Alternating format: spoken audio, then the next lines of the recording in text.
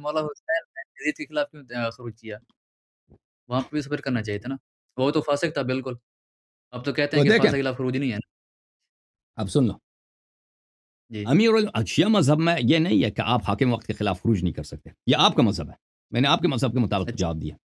شیعہ مذہب صحیح ہے، میں امام معصوم کو حق ہے، امام معصوم کو حق ہے کہ اگر اس کے پاس ساتھی ہیں چاہے وہ کم بھی کیوں نہ ہوں، وہ حاکم وقت کے بالکل، خلاف خروج کریں۔ امام حسین علیہ الصلاۃ والسلام کو لوگوں نے نصرت کے وعدے دیے ہیں، جب وہ مدینے میں تھے وہاں سے مکے چلے گئے تو وہاں پہ ہزاروں کی تعداد میں خط آئے تھے، خطوط آئے تھے کہ ہوں، آپ آ جائیں، ادھر شام آ جائیں، کوفہ آ جائیں، ہم آپ کے سپاہی، ہم آپ کے لشکر ہیں، پورا عراق آپ کے ساتھ ہے، ہزاروں کے تعداد، ایک خط نہیں، ہزاروں کی تعداد میں خط آئے تھے۔ پھر انہوں نے اپنے چچا کے بیٹے جناب مسلم ابن عقیل ابن ابی طالب رضی اللہ عنہم جی، اجمعین ان کو کوفہ بھیجا ہے کہ آپ چیک کریں وہاں کے حالات کو، آپ جو اپنی چشمدید جو حالت ہے مجھے بتائیں، اور خط دیا کہ یہ میرا بھائی ہے، یہ میرا چچا زاد بھائی ہے، میرا بھائی ہے، میں ان کو، میرا نمائندہ ہے، ان کو بھیج رہا ہوں تاکہ یہ مجھے بتائیں۔ تو مسلم ابن عقیل جب آئے کوفے تو کوفے والوں نے ان کی بڑی استقبال کیا، سب نے ان سے بیعت کیا، اور سب وہاں پہ انہوں نے بہت ہی ان کا شاندار وعدے کا اور پورے جوش و خروش سے ساتھ دینے کے وعدے دیے۔ تو انہوں نے خط لکھا امام حسین علیہ السلام کو کہ آپ تشریف لائیں، پورا عراق آپ کے ساتھ ہے۔ تو اس طرح اگر امام حسین، لیکن امام حسین علیہ السلام کو بخوبی پتہ تھا کہ وہ کربلا جائیں گے، عراق جائیں گے تو وہاں شہید ہو جائیں گے، کیونکہ رسول اللہ صلی اللہ علیہ وسلم نے بتایا تھا، وہ تو ان کو بخوبی معلوم تھا۔ لیکن اگر وہ نہ جاتے، اگر وہ نہ جاتے، نہ نکلتے، تو پوری تاریخ ان کو کنڈیم کر دیتی کہ آپ کے ساتھ عالم اسلام کا سب، وہ اس وقت عراق جو تھا نا، وہ صرف ابھی موجودہ عراق نہیں ہے، یہ پورا جو جی، آپ کا بس عراق سے لے کر آپ کا یہ پورا تہران، یہ خراسان، یہ سب اسی گورنرشپ کے انڈر تھے۔ یعنی جی، یہ جی، کئی ممالک آج کے دور میں دیکھیں، کئی ملکیں بنتی ہیں، پورا عراق، پورا ایران، پاکستان کے کچھ حصے، افغانستان کے کچھ حصے، ازبکستان کے کچھ حصے اس میں آ جاتے ہیں۔ یہ پورا علاقہ آپ کے صحیح، ساتھ تھا، یہ پورا جو اتنے لاکھوں کی تعداد میں فوج تھی، آپ نے خود نہیں قبول کیا، اور آپ مکے میں رہیں، اور وہاں پہ کیونکہ یزید نے تہیہ کر رکھا تھا کہ حج کے موسم میں ان کو شہید کیا جائے مکے میں، وہاں پہ لوگوں کو بھی بھیجا تھا، کیونکہ صحیح، مکے میں تو کوئی لڑائی لڑ ہی نہیں سکتا، وہاں پہ انہوں نے ان کو اس طرح بھیجا تھا کہ وہ اپنے احرام کے لباس میں تلوار چاقو وغیرہ ساتھ رکھیں تو وہ حج کی حالت میں جا کے ان کو مار دیں۔ تو امام حسین علیہ الصلاۃ والسلام اگر ادھر یا مکے میں شہید ہو جاتے یا کربلا آ جاتے، اگر مکے میں رہتے تو پہلی بات ہے کہ مکے کی جو قداست ہے کہ وہاں پہ لڑائی نہیں ہونی چاہیے، وہاں وہ جو ہے وائلیٹ ہو جاتا، اور وہ نہیں چاہتے تھے کہ ان کی وجہ سے مکے کی جو ہے وہاں پہ خون ریزی ہو، کوئی کعبہ حرم کی کوئی بے حرمتی ہو، ان کی روایات بھی ہیں اس مسئلے پر۔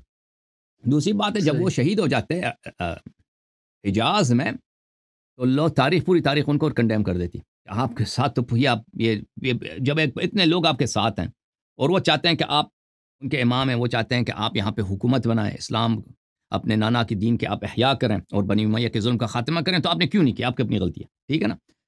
اور امیر المؤمنین صحیح، علیہ الصلاۃ والسلام کے زمانے میں جب رسول پاک صلی اللہ علیہ وسلم فوت ہو گئے تھے تو ان کے ساتھ کوئی نہیں تھا، سپورٹر کوئی نہیں تھا ان کے ساتھ، سب لوگ مل گئے تھے ابوبکر عمر کے صحیح، ساتھ، سوائے 4-5 آدمی کے ان کے پاس کوئی نہیں تھا، تو سب لوگوں نے ان کی طرف پشت کیا تھا، تو اس لیے ان کا امیر المؤمنین علیہ السلام کا مطلب علی سچویشن کے اطلاع امام حسین علیہ السلام کی خروج سچویشن کے ساتھ بڑا مختلف ہے۔ جی سر، بولے مزید؟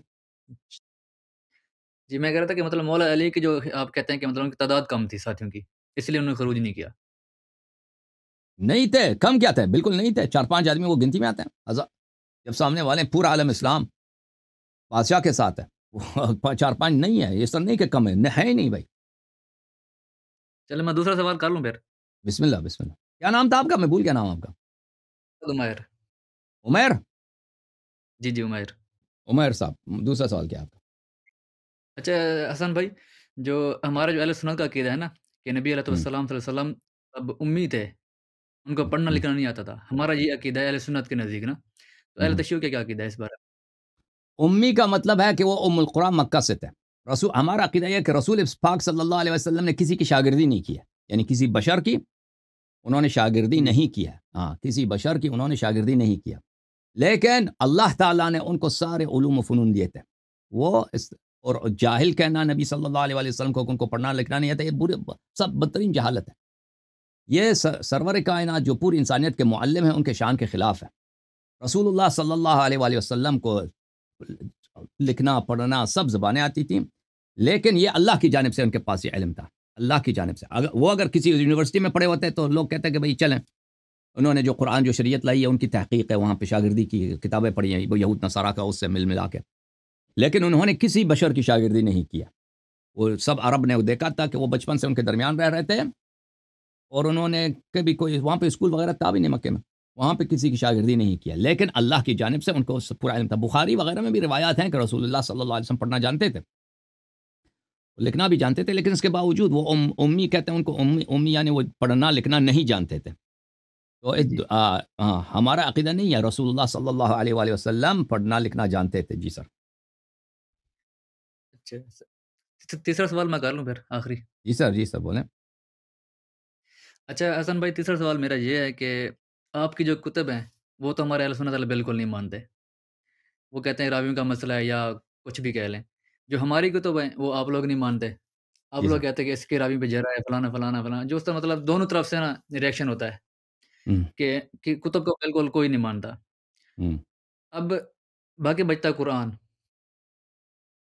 قرآن میں بھی اگر دیکھا جائے نا، وہاں پہ جو اس کی جو یوں سمجھ ترجمہ کی طرف جائیں یا ٹرانسلیٹ کی طرف جائیں تو وہاں پہ بھی اہل تشیع کا ترجمہ الگ ہوتا ہے، اہل سنت کا مختلف ہوتا ہے.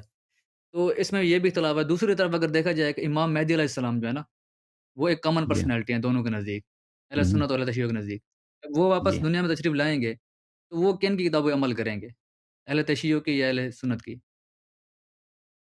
تو میرے بھائی، پہلی بات ہے کہ قرآن کو دونوں فریقین مانتے ہیں، مشترکات بہت ہیں. نبی کو مانتے ہیں، پیغمبر کو مانتے ہیں، قبلہ کو مانتے ہیں، نماز کو مانتے ہیں. اور ہمارے درمیان جو مشترک احادیث ہیں، اس طرح نہیں ہے کہ ہم ہوں، بالکل آپ کے کوئی کسی حدیث کو نہیں مانتے، آپ ہماری کسی حدیث کو نہیں مانتے. ہمارے درمیان بہت سارے احادیث ہیں جو مشترک ہیں، جو دونوں مانتے، دونوں یہ تو سب پہ حجت ہے، فریقین پہ حجت ہے. ہاں، البتہ جو وہ حدیث جو صرف شیعوں نے نقل کیا آپ نہیں مانیں گے، اور جو حدیث آپ لوگوں نے منفرداً نقل کیا وہ ہمارے اہل بیت علیہ السلام نے اس کی تصدیق نہیں کیا، ہم اس کو نہیں مانتے.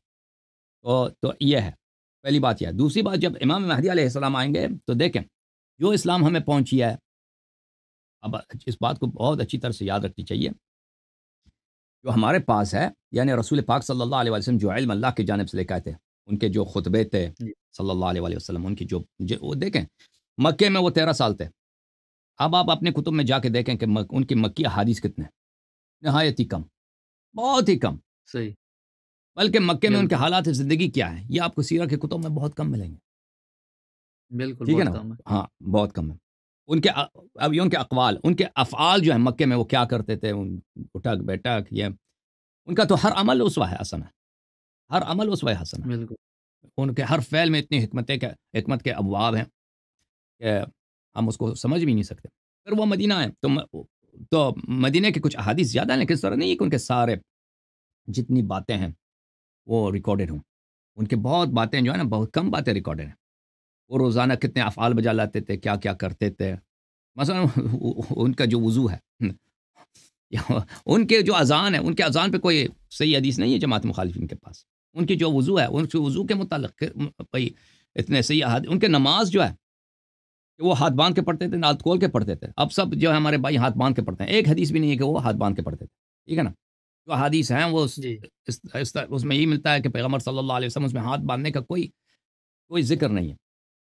تو بہرحال ان صحیح کے خطبے، ان کے وہ دعائیں کرتے تھے اللہ کے نزدیک، اللہ سے مناجات کرتے تھے. اور ان کے افعال اقوال جو ہمیں پہنچا نا، وہ 1000 میں سے ایک پہنچا ہے. آپ کی خدمت میں عرض کروں، ایک آدمی 23 سال نبوت میں کیا کیا وہ دن رات کیا کرتا ہے، کیا بولتا ہے، یہ اگر اس کو ریکارڈ کریں نا تو یہ ایک دنیا کی سب سے بڑی لائبریری بنتی ہے. لیکن جو ہمیں پہنچی ہے، بالکل ہاں، جو آپ سے اپنی صحیح احادیث کا اگر آپ جو ہمارے مسلمان بھائی ہیں ان کی گنتی کریں، یہ 3-4 ہزار سے زیادہ نہیں ہے. صحیح جو حدیث ہے 3-4 ہزار سے نہیں ہے. اچھا، وہ صحیح بھی ڈیفینیشن ایسی ہے کہ ڈیفینیشن اس کی بہت لیکس ہے، ڈیفینیشن اس کی بہت اس میں لچک ہے. صحیح کا مطلب یہ نہیں کہ یقینی، صحیح کا مطلب کچھ اور لیتے ہیں، تبھی تو وہ حدیث 3-4. اگر صحیح کا مطلب یقینی لے لیں تو اس 1000 بھی نہیں پہنچتے آپ کے حدیث. بات یہ ہے. اچھا تو عرض، ہاں بالکل، یہ جو صحیح کہتے ہیں، صحیح کا مطلب یقینی تھوڑی ہوتا ہے. صحیح کا مطلب ہے وہ لفظ صحیح جو ہے نا، اردو زبان میں، عربی زبان میں صحیح جب کہتے ہیں اس کا مطلب ہے کہ وہ واقعہ سند یہ ان کی صحیح ہے. صحیح ہوتی ہے. ہاں، کیا فرمایا آپ نے؟ سند ان کی ٹھیک ہوتی ہے، مطلب صحیح ہوتی ہے. باقی ہاں، سند یہ ہے کہ تعویل ان کے بہت ساری رجال ثقات ہوں اور سند میں اتصال ہو، اس کو صحیح کہتے ہیں. لیکن وہ صحیح واقعا ایسا ہوا یا نہیں ہوا ہمیں نہیں معلوم.